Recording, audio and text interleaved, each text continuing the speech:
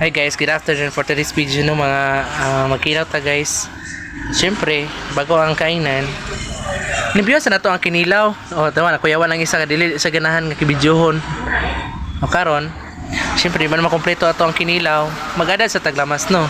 So, di na nato isa-isahon kay kakita naman mo kung saan mga lamas ato ang giad-adera. So, muna na siya guys.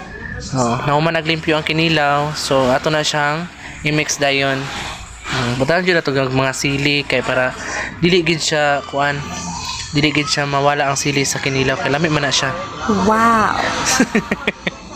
So alara wag may dahil lang nadra ha, ayaw lang magkabalaka sa among background kay wala man medri sa balay naman ta sa shop no. So among kutsara dira dili na siya kuan ha, basta kaingon mo nga amo ang giluto dira kay pansit kinilaw na guys. Mo na tagiya sa mong isda guys.